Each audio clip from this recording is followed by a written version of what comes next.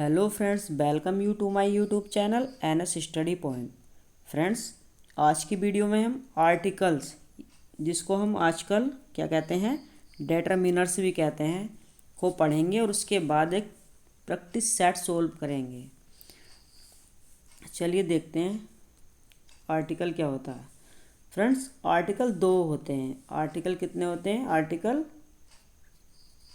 दो होते हैं।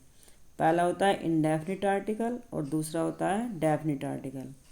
फ्रेंड्स, इंडेफिनिट आर्टिकल ए और एन होता है और डेफिनिट आर्टिकल द होता है। ए और एन का यूज़ कब करते हैं? अनसर्टेन पोजीशन के लिए, अनसर्टेन पोजीशन के लिए। और द का यूज़ करते हैं सर्टेन पोजीशन के लिए। चलिए देखते हैं। फ्रेंड्स देखिए, ए और एन का यूज़ किसी नाउन की अनसर्टेन पोजीशन को बताने के लिए किया जाता है, बताने के लिए किया जाता है। यानी कि अनिश्चित स्थिति, अनिश्चित स्थिति। और फ्रेंड्स, द का यूज किसी नाउन की सर्टेन पोजीशन को बताने के लिए किया जाता है, यानी कि निश्चित स्थिति को बताने के लिए हम द का यूज करते हैं और अनिश्चित स्थिति को बताने के लिए हम ए और एन का यूज करते हैं। ए या एन का अर्थ होता है फ्रेंड्स एक या सब या प्रत्येक, प्रत्येक, प्रति, हिसाब से, कोई, पर। ठीक है, ए एन के इतने अर्थ होते हैं और द का कोई शाब्दिक अर्थ नहीं होता है। द का सिर्फ फंक्शनल मीनिंग होता है, कोई वर्डली मीनिंग नहीं होता है, केवल फंक्शनल मीनिंग होता है।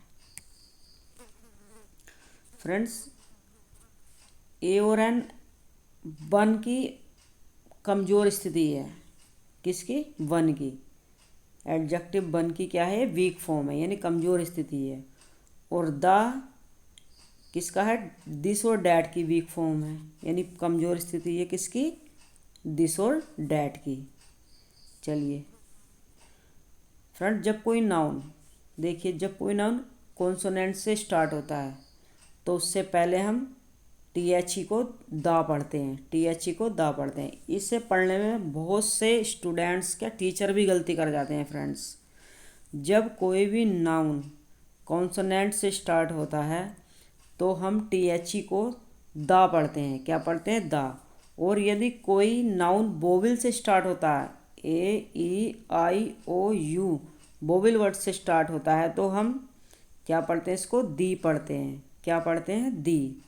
लेकिन फ्रेंड्स, अगर नाउन पर जोर डाला जा रहा है, दबाव डाला जा रहा है या नाउन को प्रेशराइज किया जा रहा है तो इसको दी पढ़ा जाता है। नहीं तो इनकेस हम वोवेल वर्ड से नाउन अगर कोई शुरू होता है तो ही हम दी पढ़ते हैं और कॉन्सोनेंट से शुरू होता है तो हम दा पढ़ते हैं। आपको आशा है कि ये बात समझ में आ गई होगी। चलिए अब हम प्रैक्टिस सेट लगाते हैं।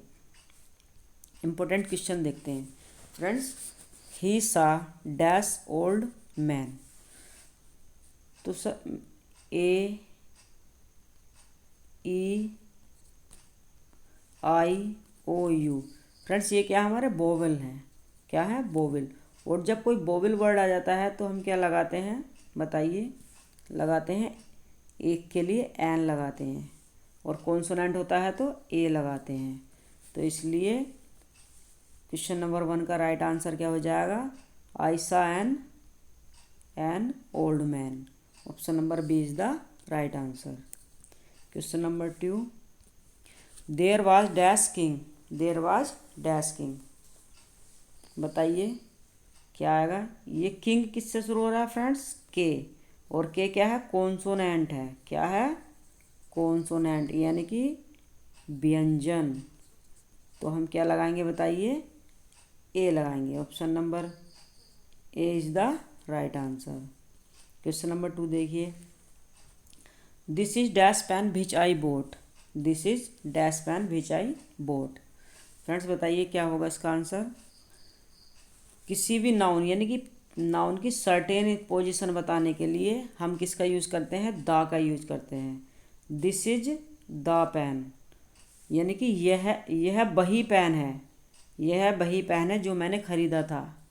यह वही पेन है जो मैंने ख़रीदा था। तो अब इससे क्या पता चल रहा है friends, the key certain noun यानी कि पेन की हमारी की सर्टेन पोजीशन पता चल रही है, इसलिए क्वेश्चन नंबर 3 का राइट आंसर क्या हो जाएगा, सी, द। देखिए, he has dash umbrella, he has dash umbrella. तो अम्ब्रेला, अम्ब्रेला किससे शुरू हो रहा है, अम्ब्रेला किससे शुरू हो रहा है, यू से, यानी यू क्या है, यू क्या है, बताइए यू क्या है, यू वोवेल है, क्या है, वोवेल। और हम क्या लगाएंगे फ्रेंड्स, एन लगाएंगे। चलिए क्वेश्चन नंबर 4 देखते हैं। क्वेश्चन नंबर 4 है, सी इज़ डैश इंटेलिजेंट। देखिए अब इसमें बताइए क्या लगेगा, ए एन द, क्या कोई आर्टिकल नहीं आएगा, बताइए। क्वेश्चन नंबर 5 में देखिए इंटेलिजेंट वर्ड जो है आई से शुरू हो रहा है, और आई क्या है, वोवेल है, इसलिए हम क्या लगाएंगे, एन लगाएंगे। चलिए question number 6, dash European came to me. Friends, European किससे शुरू हो रहा है, ई से शुरू हो रहा है, और इसका मतलब हमने सोच लिया कि ये वोवेल है, लेकिन नहीं। देखिए फ्रेंड्स, हमारी अल्फ़ाबेट में, हमारी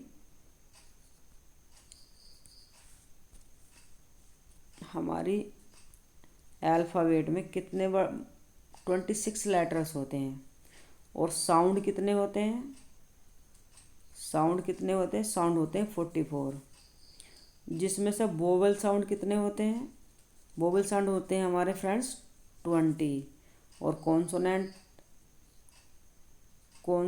साउंड कितने होते हैं, कॉन्सोनेंट साउंड होते हैं फ्रेंड्स 24। ये चीज़ नोट करिए। अल्फ़ाबेट में टोटल वर्ण होते हैं 26, साउंड कितने होते हैं 44, टोटल साउंड कितने होते हैं 44, वोवल साउंड कितने होते हैं 20, और कॉन्सोनेंट साउंड कितने होते हैं 24। तो फ्रेंड्स, यूरोपियन, देखिए अब यूरोपियन को अगर आप हिंदी में लिखेंगे, लिखिए यूरोपियन, यूरोपियन, तो किस, यह की आवाज़ आ रही है, और यह क्या है, यह एक कॉन्सोनेंट साउंड है। भले ही ये ई से शुरू हो रहा है, लेकिन इसका साउंड किस चीज़ से आ रहा है, कॉन्सोनेंट से आ रहा है, इसलिए यहाँ पर हम क्या लगाएंगे, a European came to me. Option number A is the right answer. चलिए question number 7, ₹1 note in my pocket, in my pocket. चलिए देखिए, बताइए क्या आएगा। ओ से, बन किससे शुरू हो रहा है, ओ से, ठीक, लेकिन बन कैसे लिख रहे हैं हम, ऐसे लिख रहे हैं बन, कैसे लिख रहे हैं, ऐसे बन, लेकिन साउंड किसका आ रहा है, वह का साउंड आ रहा है, तो यहाँ पर हम वोवेल नहीं लगाएंगे, इसे वोवेल नहीं मानेंगे ओ को। ये साउंड किस चीज़ का दे रहा है, वह का दे रहा है, और वह क्या है, कॉन्सोनेंट है, इसलिए यहाँ क्या आएगा, ₹1 नोट इन माई पॉकेट। आशा आपको फ्रेंड्स समझ में आ रहा होगा। देखिए friends question number 8, there was dash king of Magadh. तो देयर वाज किंग के किससे शुरू हो रहा है, कॉन्सोनेंट से, और आवाज़ भी कॉन्सोनेंट की दे रहा है, तो option number A is the right answer. और फ्रेंड्स इसका मतलब क्या हो जाएगा, there was a king of Magadh, यानी मगध का कोई राजा, मगध का कोई राजा था, मगध का कोई राजा था, there was a king of Magadh. चलिए friends question number 9, mister Shyam earns ₹10,000 dash month. देखिए अभी मैंने पीछे बताया था कि अगर प्रीति होता है तो भी हम किस चीज़ का यूज़ करते हैं, ए का यूज़ करते हैं। तो मिस्टर श्याम अर्न्स कितने बताइए, 10,000 रुपये पर मंथ लगाते हैं, कमाते हैं। तो इसलिए option number A is the right answer. Question number 10 friends, question number 10 है he is dash Kalidas, he is dash Kalidas. Friends, जब किसी प्रॉपर नाउन जितने भी हमारे नाम वाले नाउन होते हैं, जब किसी प्रॉपर नाउन का यूज़ कॉमन नाउन किसकी तरह, कॉमन नाउन यानी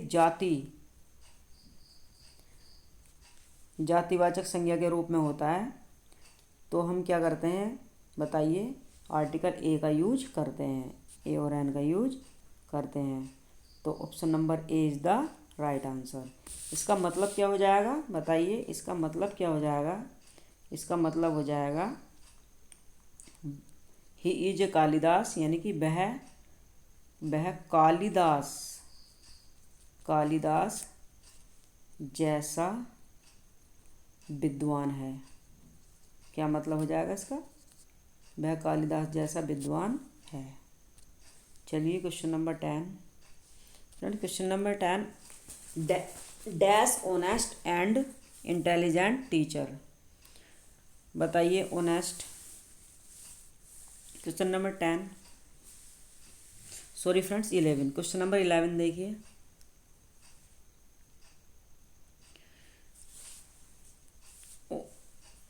ऑनेस्ट एंड इंटेलिजेंट टीचर। बताइए फ्रेंड्स, जब ऑनेस्ट ओ से ओ एच से शुरू तो हो रहा है ये, लेकिन साउंड किसका दे रहा है, एक बोविल साउंड आ रहा है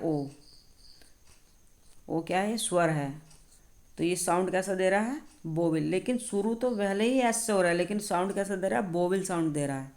तो हम क्या लगाएंगे इसमें फ्रेंड्स, बताइए ऑप्शन नंबर बी।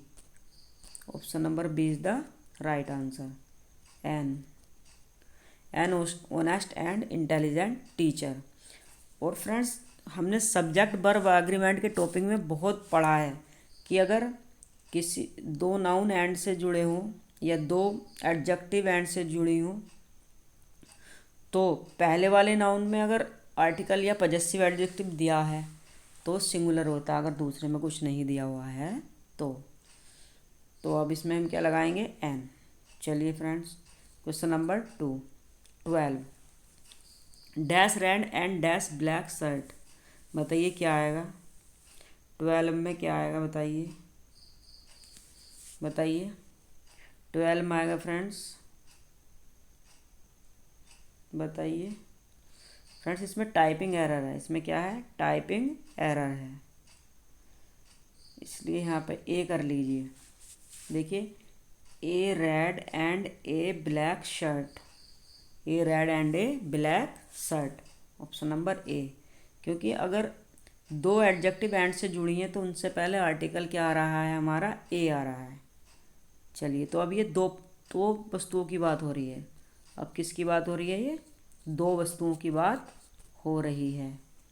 चलिए question number 13, question number 13 I have dash dozen bananas. बताइए कितने बनाना है, 1 दर्जन है, तो 1 दर्जन के लिए क्या लगाएंगे हम friends, A. I have a dozen bananas. चलिए क्वेश्चन नंबर 14, क्वेश्चन नंबर 14 में देखिए couple of hours will be enough for the work. Friends, जब कपल ऑफ आवर्स या किसी भी ऐसे यूनिटी की बात होती है तो हम आर्टिकल क्या लगाते हैं, a couple of hours will be enough for the work. चलिए question number 15 cow dash cow is a domestic animal. Friends बताइए इसमें क्या होता है कि इसमें ए भी आ सकता है और दा भी आ सकता है, लेकिन अगर यहाँ हम क्या लगाएंगे बताइए, ए लगाते हैं, ए काव लगाते हैं। अगर इसमें आर्टिकल हम ए लगाते हैं तो ए काव का मतलब होता है ऑल काउस, यानी सारी गाय, ऑल काउज, सभी गाय, सभी गाय। और दा लगाते हैं तो सर्टेन हो जाएगा, निश्चित, एक गाय के लिए हो रहा है। तो फ्रेंड्स इसमें हम क्या लगाएंगे, सभी गाय के लिए लगाएंगे। Option number A is the right answer. चलिए फ्रेंड्स, क्वेश्चन नंबर 16।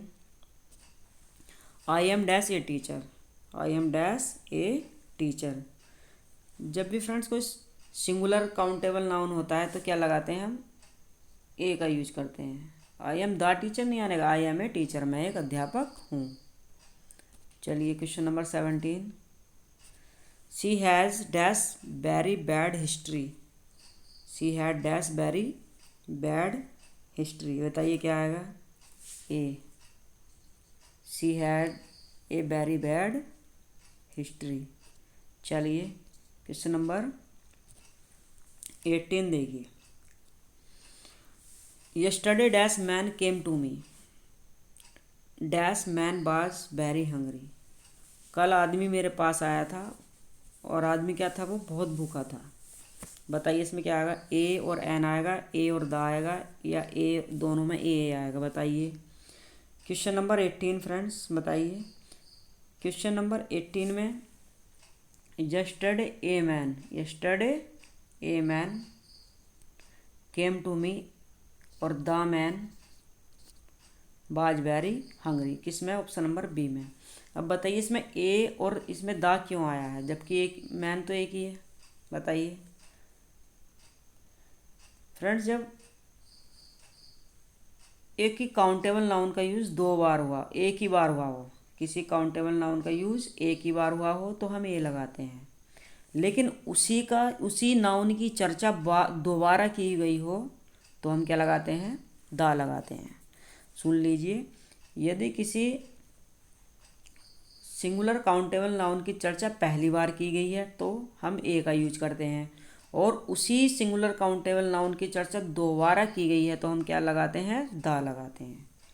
चलिए friends, question number 19। Question number 19, his father has gone for dash walk. Friends, जब किसी वर्ब का यूज़, जब किसी वर्ब का यूज़ एज ए नाउन होता है, एज ए नाउन होता है, तो हम बताइए इंडेफिनिट आर्टिकल ए का यूज करते हैं, ए या एन। ठीक, तो option number A is the right answer. इस वीडियो का लास्ट क्वेश्चन है question number 20, he bath in dash river. बताइए 20 का आंसर क्या होगा फ्रेंड्स, बताइए, he bath in the river, he bath in the river, C is the right answer. Friends, अगर bath A होता, बाथ ए होता तो ये पूरा भीगने वाली बात नहीं होती, हल्का सा भीगने वाली बात होती, या थोड़ा पानी वाला वर्क होता, पानी का वर्क यानी पानी का कार्य होता। लेकिन अगर बात क्या, अगर दा लगा है तो इसका मतलब वो पूरा भीग चुका है उसमें। ठीक है, आशा है कि आपको ये कॉन्सेप्ट क्लियर हुए होंगे फ्रेंड्स। अगर फ्रेंड्स आपको वीडियो पसंद आए तो प्लीज़ लाइक करें और मेरे चैनल को सब्सक्राइब करें, और इस वीडियो को अपने सभी दोस्तों को शेयर करें, जिससे कि वो भी अपनी ग्रामर को इम्प्रूव कर सकें। धन्यवाद। Good night friends.